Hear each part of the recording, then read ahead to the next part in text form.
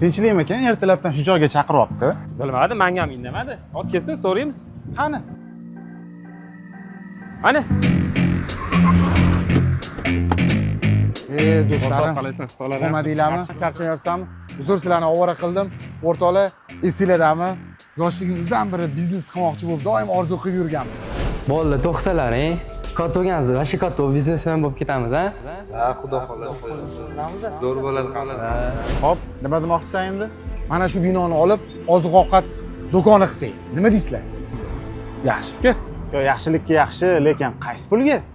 O'rtoq, shu ham muammomi? Agar hammamiz 10 ming dollardan pul tiksak, qolgan summasini kredit rasmiylashtirib yuboramiz. Hech qanaqa muammo yo'q. Menga ma'qul. Agar savdomiz yaxshi bo'lib tursa, kreditni tez yo'qolsak bo'ladi. Bilmasam, yurarmikin bu yerda do'kon. Voy, ishoninglar o'rtoqlar, zo'r bo'ladi hammasi. Ketdingmi?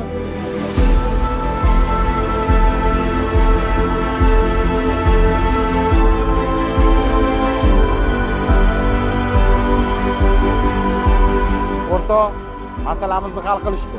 Do'kon bizamiki. Keldingmi? Qalaysan? Yaxshi. Asabiysan. O'rtoq qara. Do'konda hamma ishi biza qo'yamiz, to'g'rimi? To'g'ri. Lekin oylik olayotgan dohodimizni 3 ga bo'lyapti. Farruh ham do'lida o'tiribdi haligacha. Xatya kreditni yopib bordik. Nima demoqchisan bu gaping bilan? Agar shu pulimizni 3 ga emas 2 ga bo'lib oladigan bo'lsak, Farruh o'yindan chiqarib yuboradigan bo'lsak, hech narsa yo'qotmaymiz, o'rtoq. Yo'q, lekin o'rta bu noto'g'ri ish. Chunki boshida ideyani qilgan ham, bizga yordam bergan ham, pul topgan ham shu bola-ku. Ya to'g'ri. No, u payt o'tib ketdi-ku. Oradan qancha vaqt o'tdi? Ertalabdan kechgacha sen bilan men paxat qilyapmiz faqat. Hech narsa yo'qotmaymiz, o'rtoq. Shu ketayotgan ish, shu ketishda ketaveradi. Sen u yoqdan reklama qilurasan, mahsulotlarni men bu yoqda tovarlarga qarab turaman. Hech narsa poterya bo'lmaydi, o'rtoq. Menga ishongan. Bilmadim. Menga yoqmayapti lekin bu ideyang sani. Xullas, ko'p ishlagan, ko'p pul olish kerak-da, o'rtoq. Bu yog'ini menga qo'yib bergan. Sen bu yerda aralashma. O'zing bilasan.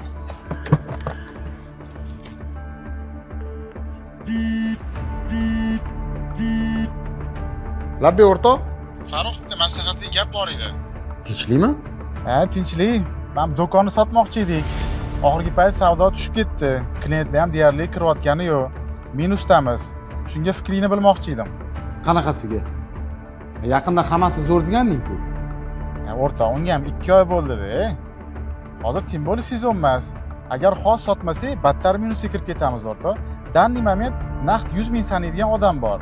Har doimgidek dollarni 3 ga bo'lamiz, 33 mingdan tegadi. Muzaffar nima deyapti? U ham rozi. Mayli, agar ikkaling shu qarorga kelgan bo'lsalaring, men roziman.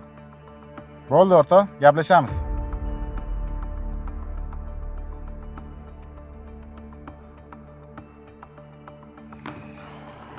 Zo'r yurib turgan biznes birdaniga qanaqasi yomonlab qolishi mumkin?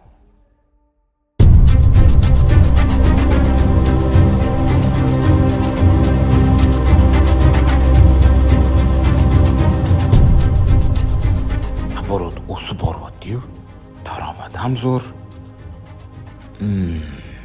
Tushunarli. Farruh o'rtoq, Ha, Mirzo? yangi pasport topsanmi? Ha? Ko'rsatchi bir. Bo'ldi, xos. Qanaqa? Tabriklayman o'rtoq, zo'r chiqdi. O'rtoq. Mana o'sha.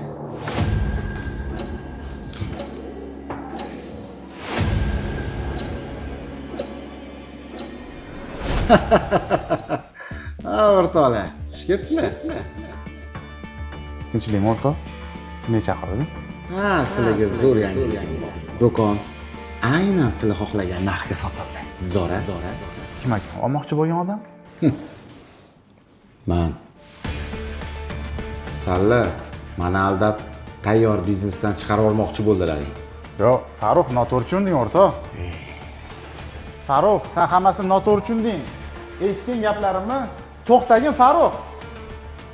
Men sizlarni juda ham yaxshi tushundim. Stol ustida shartnoma turibdi.